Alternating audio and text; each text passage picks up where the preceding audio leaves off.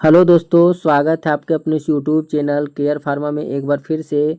दोस्तों आज हम लोग यूरिन टेस्ट का दोस्तों जो पस सेल होता है उसको देखने के लिए जानेंगे कि यूरिन में हम लोग पस सेल को कैसे देखेंगे।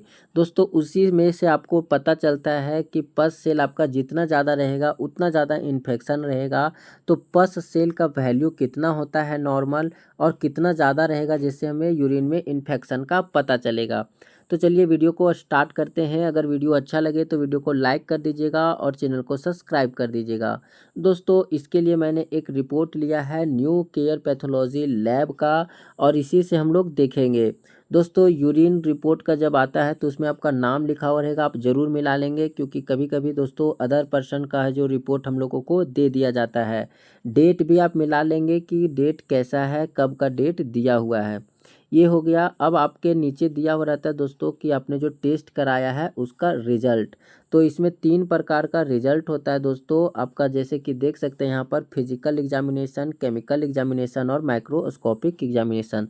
तो मैंने दोस्तों इन सारे चीज़ों के बारे में तो स्पेशल वीडियो बना रखा है, लेकिन आज मैं आपको स्पेशल सिर्फ और सिर्फ पस सेल के बारे में बताऊँगा। तो दोस्तों सबसे पहले पस सेल के बारे में ही जानेंगे इस वीडियो में। देखिए पस सेल आपका माइक्रोस्कोपिक एग्जामिनेशन के अंतर्गत आता है, इसको माइक्रोस्कोप से देखा जाता है।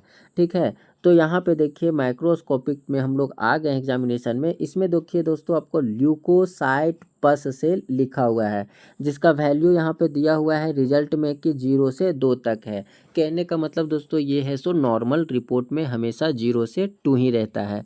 अब अगर एबनॉर्मल मतलब पस सेल आपका ज़्यादा रहेगा तो क्या रहेगा, तो ध्यान से आप देख लीजिएगा, दोबारा आपको देखने की ज़रूरत नहीं पड़नी चाहिए।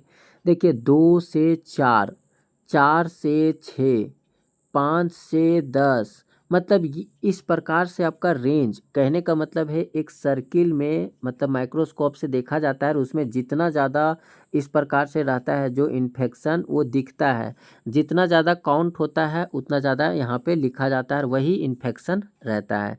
ठीक है, तो 0 से 2 है मतलब इतना बड़ा एरिया में सिर्फ 1-2 इन्फेक्शन है जो कि नॉर्मल में हमेशा रहता है।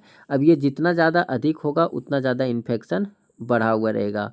तो ये हुआ यूरिन इन्फेक्शन का। लेकिन कभी कभी दोस्तों यहाँ पे लिखा हुआ रहता है प्लेंटी ऑफ।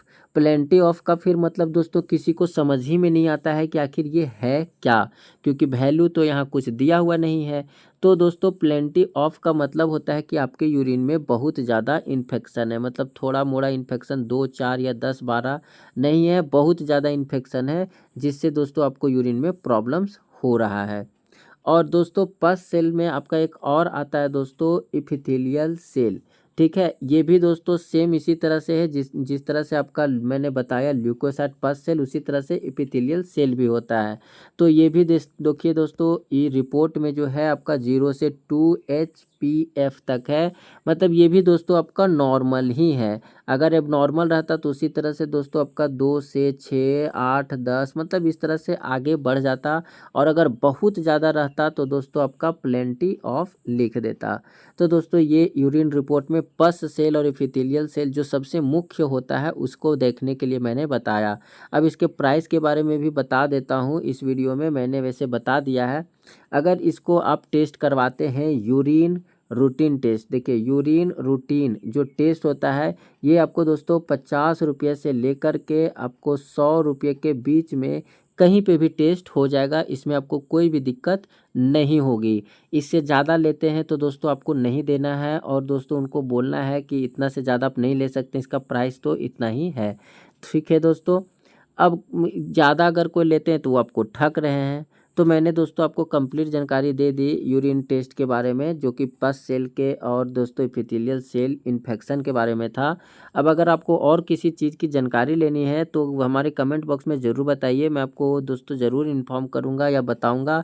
मिलते हैं नेक्स्ट वीडियो में नेक्स्ट अपडेट के साथ।